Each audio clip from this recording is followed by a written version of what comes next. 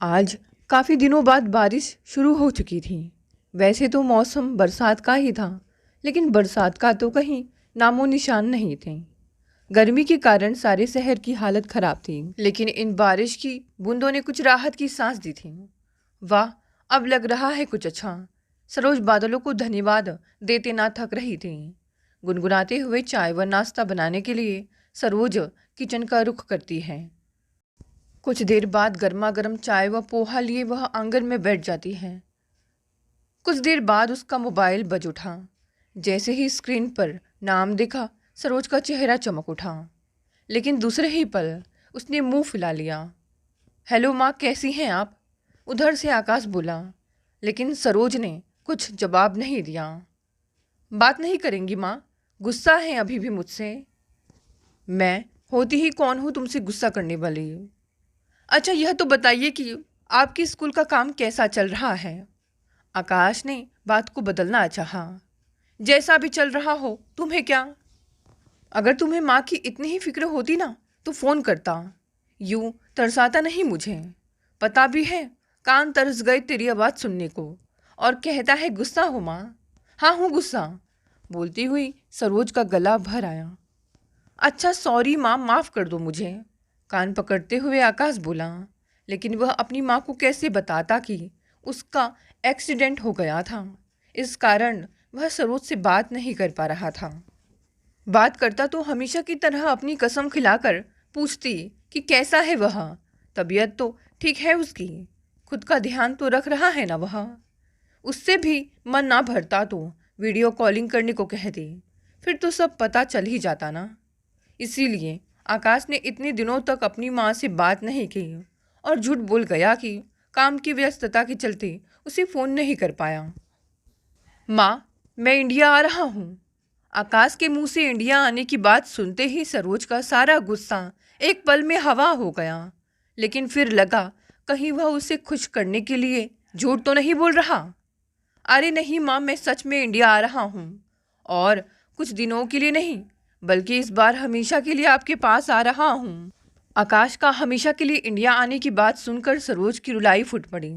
उसे तो लगा था औरों की तरह वह भी अमेरिकन लड़की से शादी करके हमेशा के लिए वहाँ होकर रह जाएगा, लेकिन आज आकाश ने अपने आने की बात कहकर उसके जीवन के कुछ दिन और बढ़ा दिए।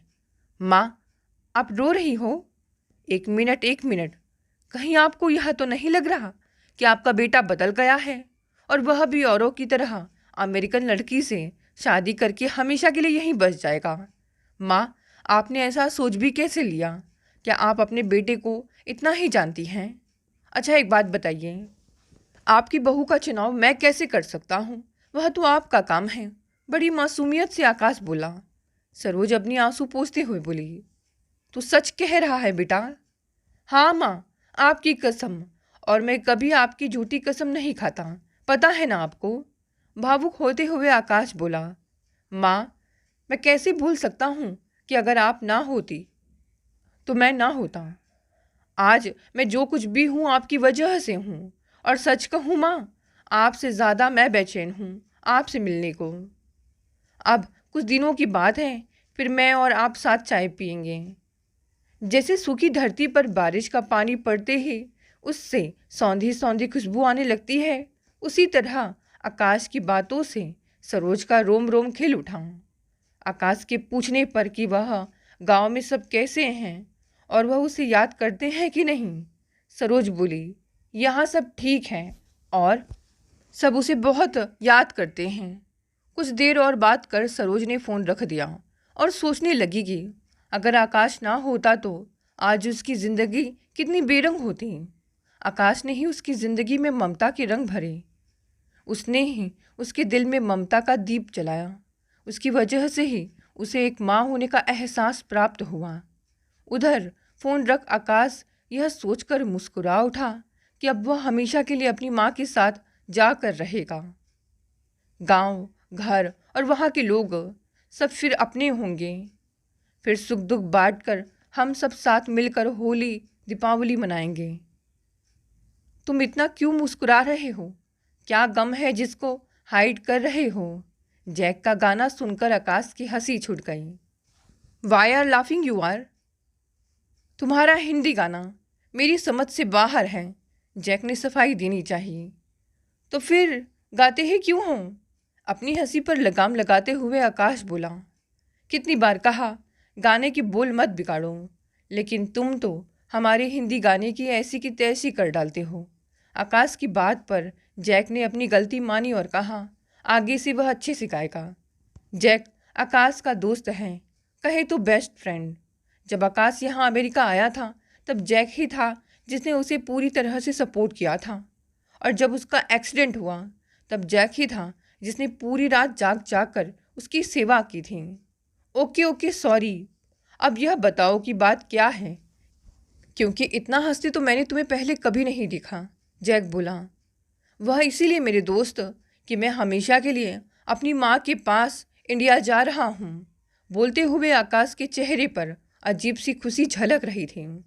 लेकिन आकाश के इंडिया जाने की बात सुनकर जैक एकदम से उदास हो गया।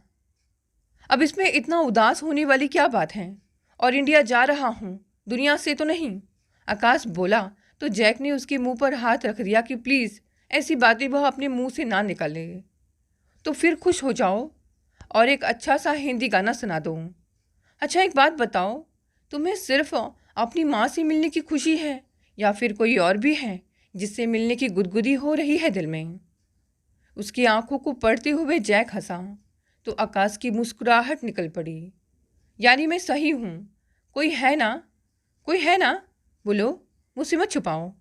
जैक तो उसके पीछे ही पड़ गया। तुम भी ना जैक, कुछ भी बोलते हो, ऐसी कोई बात नहीं है। आकाश साफ झूठ बोल गया क्योंकि उसका दिल आज भी विशाखा के लिए ही धड़कता है। विशाखा के प्यार के एहसासों का समुद्र आज भी उसके दिल में वैसे ही बह रहा है। 12वीं की परीक्षा के बाद मेडिकल की पढ़ाई के लिए जब वह अमेरिका जा रहा था तब विशाखा से उसकी आखिरी बार मुलाकात हुई थी। सरोज के साथ वह भी आई थी उसे एयरपोर्ट छोड़ने। भावपूर्ण नज़रों से देखते हुए जब हौले से आकाश बोला था, फ़ोन तो करोगी ना मुझे, तब विशाखा के गाल आरक्त हो गए थे।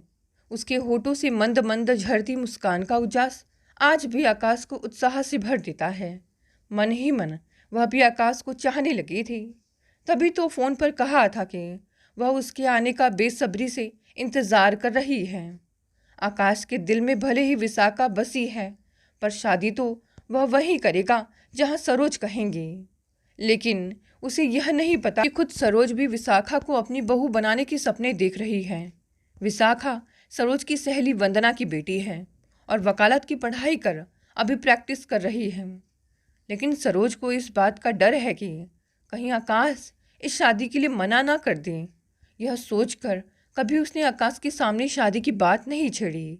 एक बार वंदना ने कहा भी था कि क्यों ना हम दोस्त से रिश्तेदार बन जाएं, पर उसकी बात को सरोज ने हंसी में उड़ा दिया था। लेकिन आज आकाश ने यह बात कह कर कि शादी तो वह अपनी माँ की पसंद की लड़की से ही करेगा। सरोज का सीना गर्व से चौड़ा कर दिया।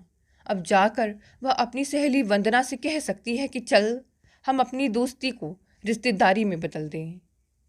But still I can't understand कि इतनी अच्छी नौकरी छोड़कर तुम इंडिया क्यों जाना चाहते हो? इतने बड़े हॉस्पिटल में जॉब पाने के लिए लोग तरसते हैं, और तुम हो कि क्या तुम्हें नाम फेम और पैसा नहीं चाहिए? जैक बोला। नाम फेम और पैसों की भूख नहीं है मुझे जैक, मैंने तो डॉक्टर की पढ़ाई ही इसीलिए की है ताकि गरीबों की सेवा कर सकूं। मेरी माँ का सपना है कि अपने गांव में एक अच्छा अस्पताल हो जहां गरीबों का मुफ्त इलाज हो सके। आज भी गांव के लोग अपने इलाज के लिए शहर भागते हैं क्योंकि हमारी गांव में ढंग का कोई अस्पताल नहीं है। जानते हो जैक, कोरोना काल में अच्छा अस्पताल और डॉक्टर्स ना होने की वजह से कितने लोग बिना दवाई और इलाज के मर गए। यह बात मुझे आज भी सालती है। लेकिन अब मैं अपने गांव के लोगों के लिए कुछ करना चाहता हूँ जो वहाँ जाकर ही संभव है। वेल, जो तुम्हें ठीक लगे, लेकिन अपनी शादी में तो बुलाओगे ना मुझे? आकाश के कंधे को थपथपाकर जैक बोला। अरे, यह भी कोई पूछने वाली बात है? ऑफ कोर्स बुलाऊंगा ब्रो, और नहीं आए तो समझ लेना, कहकर आकाश ने जैक के पेट पर एक घूंसा मारा तो उसके मुंह से आउच निकल गया।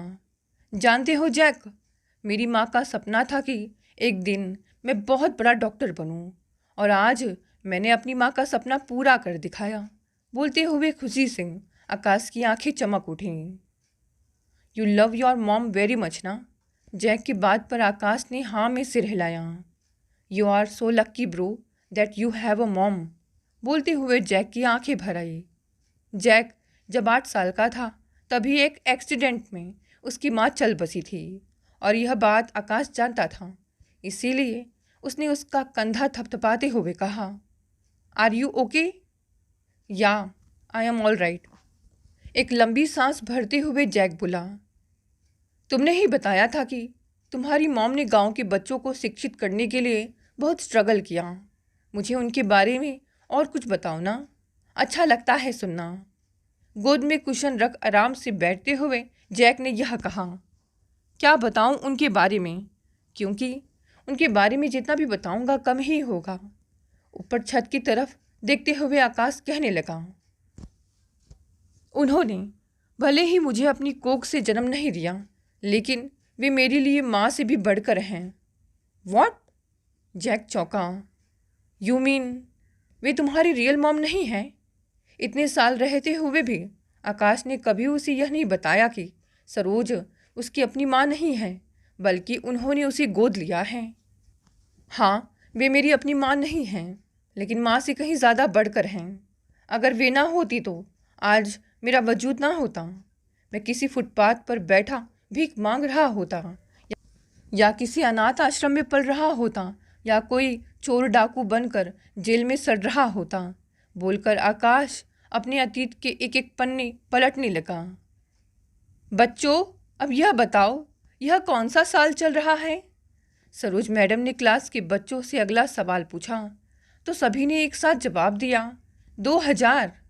वेरी गुड राजन। तुम बताओ, हमारे देश के प्रधानमंत्री कौन हैं? नहीं पता। हमारे देश के प्रधानमंत्री अटल बिहारी वाजपेयी हैं। बिल्कुल सही जवाब। ताली बजाती हुई सरोज मैडम बोली तो क्लास के सारे बच्चे भी ताली बजाने लगे। अब तुम बताओ कि देश की पहली महिला प्रधानमंत्री कौन थी? सरोज ने इस बार सवाल विनोद से किया, लेकिन वह नहीं बता पाया। तो मैडम ने पिछली बेंच पर बैठा 8 साल के उस सांवले से बच्चे से पूछा, आकाश तुम बताओ, देश की पहली महिला प्रधानमंत्री कौन थी? वो मैडम जी। बड़ा सकुचाते हुए आकाश बोला, इंदिरा गांधी। एकदम सही जवाब। सरोज मैडम बच्चों को किताबी ज्ञान के अलावा सामान्य ज्ञान की भी शिक्षा देती थी। अच्छा, ये चुप हो जाओ सब। सरोज मैडम ने टेबल पर डंडा पटका तो सारे बच्चे चुप हो गए। चलो अब सब अपनी अपनी किताबें निकालो। टीचर की बात पर सारे बच्चे बैग से अपनी अपनी किताबें निकालने लगे, लेकिन आकाश वैसा ही बैठा रहा। आकाश क्या हुआ? तुम भी अपनी किताब निकालो। लेकिन वह खड़ा होकर बोला कि उसके पास किताब नहीं है। किताब नहीं है, लेकिन किताब तो थी ना तुम्हारे पास। सरोज मैडम की बात पर आकाश वैसे ही जमीन पर नजरें गड़ाए रखा। कैसे बताता कि उसके छोटे भाई ने उसकी किताब फाड़ दी।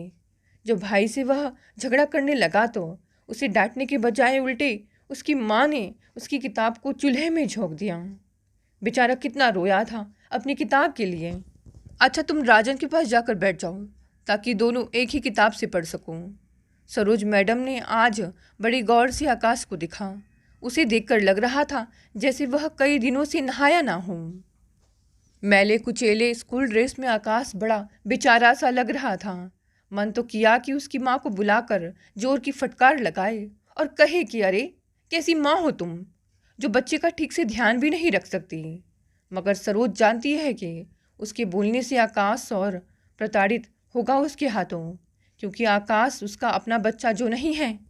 इसीलिए मन की बात मन में ही घोट कर सरोज मैडम बच्चों को पढ़ाने लगी।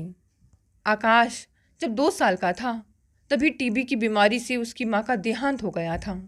फिर उसके पिता ने दूसरी शादी कर ली, जिससे उसे 2 बच्चे हुए। आकाश की सौतेली माँ उसे बिल्कुल भी प्यार नहीं करती थी।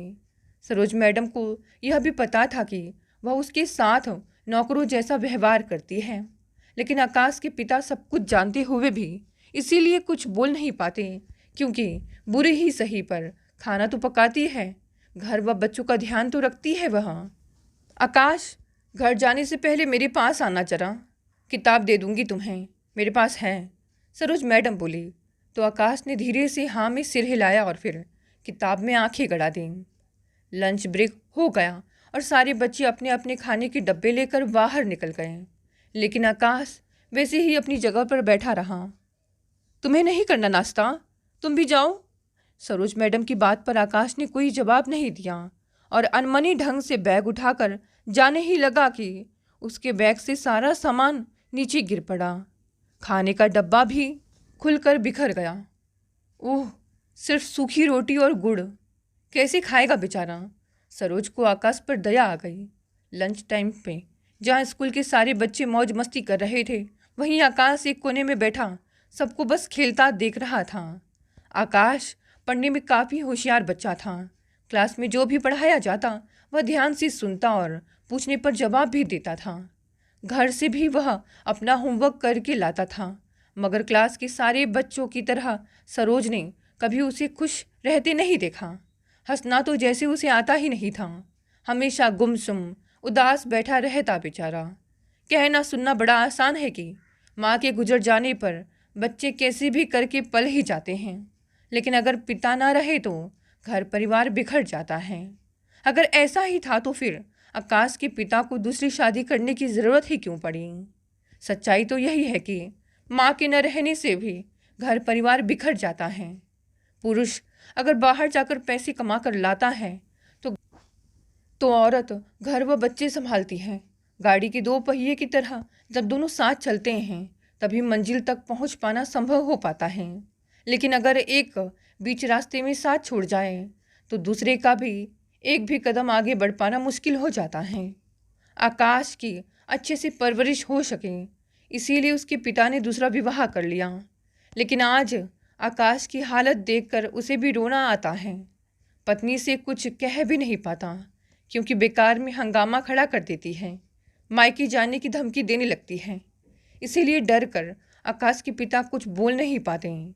गांव में कितने घर परिवार हैं, कौन क्या काम करता है, सरोज को सब पता था। इस गांव के ज़्यादातर लोग खेती बाड़ी पर ही निर्भर थे। कोई कोई चाय पान बीड़ी की दुकान खोल बैठा था तो कोई मंदिरों के सामने फूल माला और प्रसाद बेचकर अपना और अपने परिवार का गुजारा करता। आकाश के पिता अपनी गृहस्थी की गाड़ी हाँकने के लिए हाथ रिक्शा चलाता था। घर के पीछे बाड़े में एक टुकड़ा जमीन थे जिसमें थोड़ी बहुत सब्जी उपज जाती और काम चल जाता था। वह बस यही चाहता था कि कैसे भी करके आकाश थोड़ा बहुत पढ़ लिख कर किसी काम में लग जाए तो उसकी भी ज़िंदगी संवर जाएगी। लेकिन आकाश की सौतेली माँ उसे फूटी आँख नहीं देखना चाहती थी। सोचती आकाश कहीं मर हिरा जाए तो उसे शांति मिलेगी, सौतेला बेटा जो था। लेकिन वहीं अपने बच्चों के लिए उसके दिल में कितनी ममता थी। मैडम की कोशिशें ही थी कि आकाश उनसे घुलने मिलने लगा था। स्कूल के बच्चों के साथ भी अब उसकी अच्छी दोस्ती हो गई थी।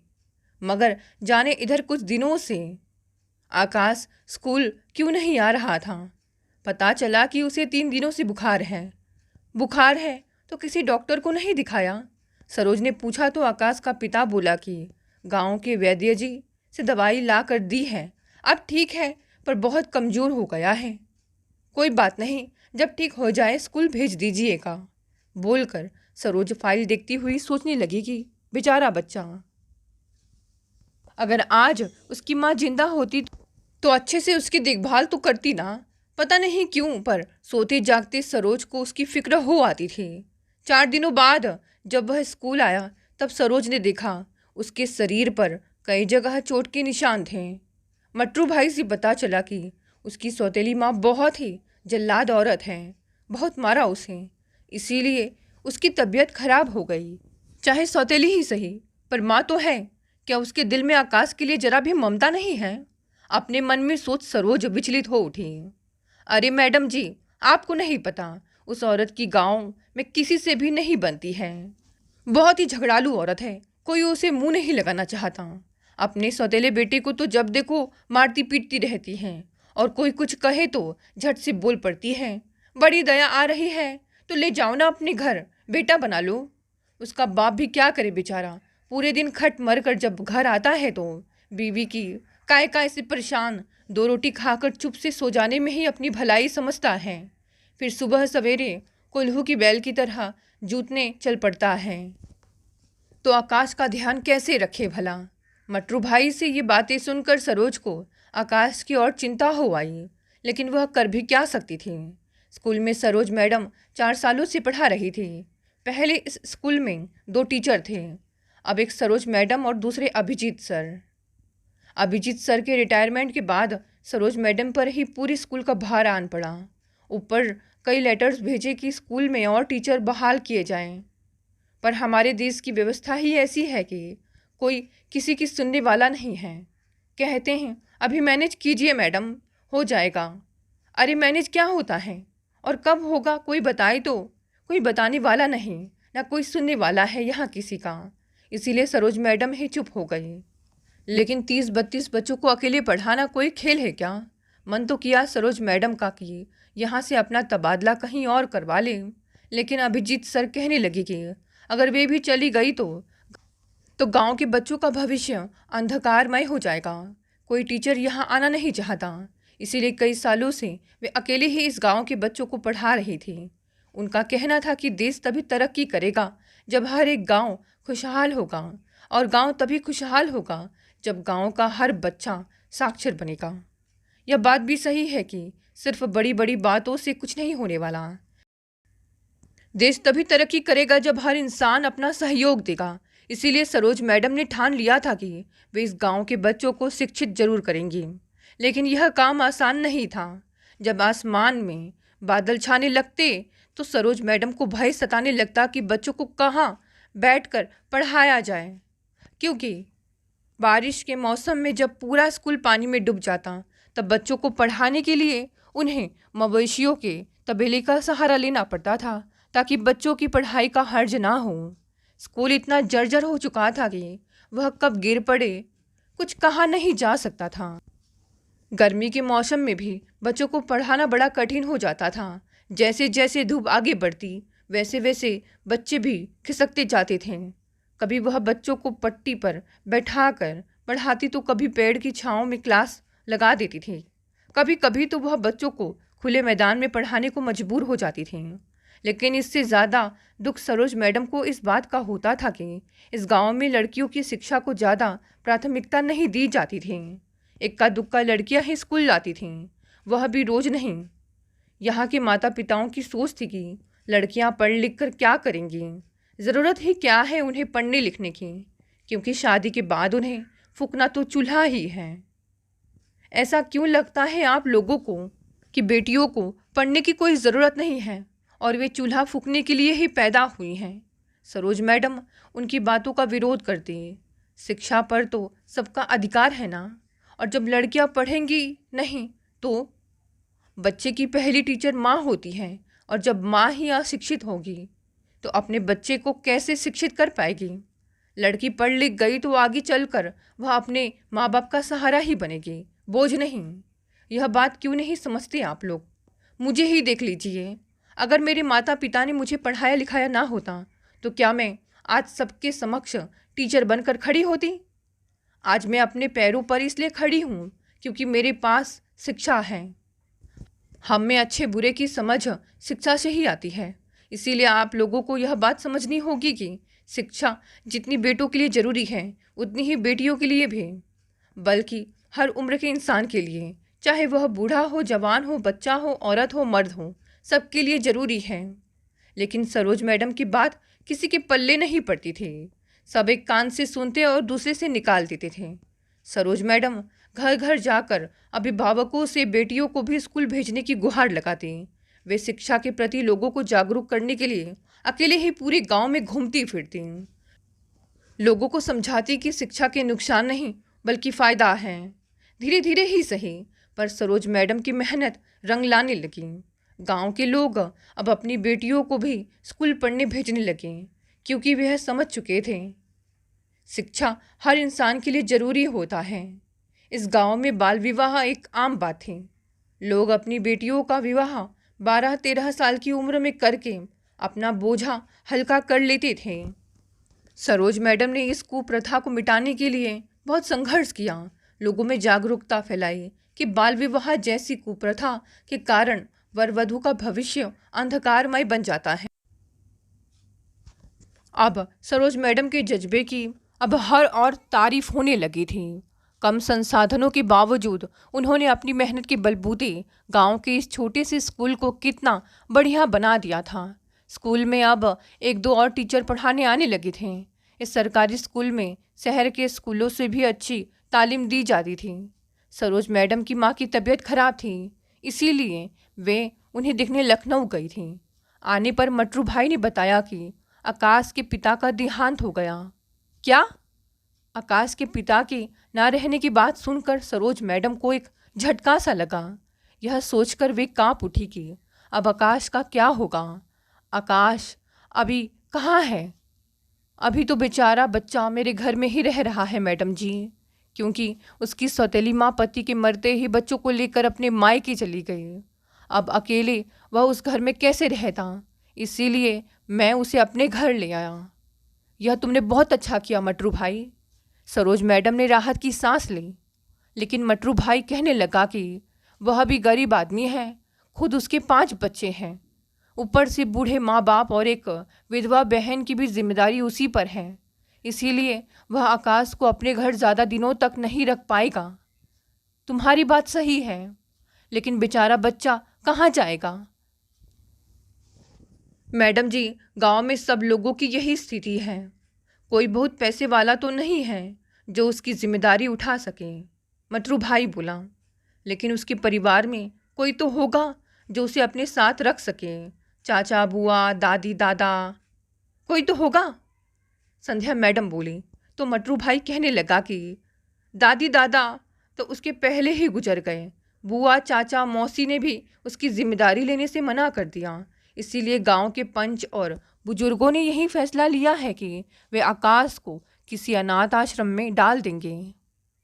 अनाथ आश्रम? अनाथ आश्रम का नाम सुनते ही सरोज मैडम का कलेजा धक से रह गया। उसका बस चलता तो वे आकाश को अपने पास अपने घर में रख लेती। यह संभव नहीं था, क्योंकि कब यहाँ से उनका तबादला हो जाए कहा नहीं जा सकता था। सोते जागते, उठते बैठते, खाते पीते अब सरोज को बस आकाश का ही ख्याल सताता रहता कि बेचारा बच्चा कहाँ जाएगा, क्या होगा उसका। नियति का भी अजब खेल है, किसी को सब कुछ दे देता है और किसी का सब कुछ छीन लेता है।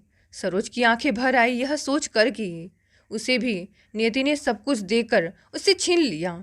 अपने फौजी पति की दुल्हन बनकर सरोज ने यह सोचकर ससुराल में अपना पहला कदम रखा था कि वे उनके साथ अपना पूरा जीवन हंसते खेलते बिता देंगे।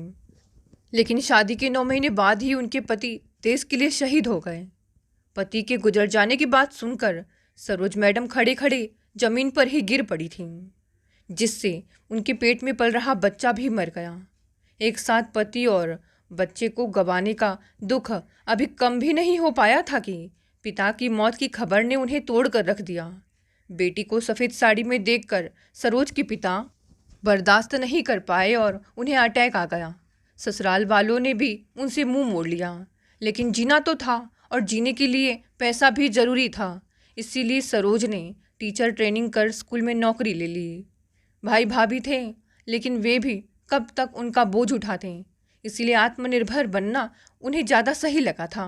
फिर कई रिश्ते आए, पर उन्होंने शादी करने से मना कर दिया।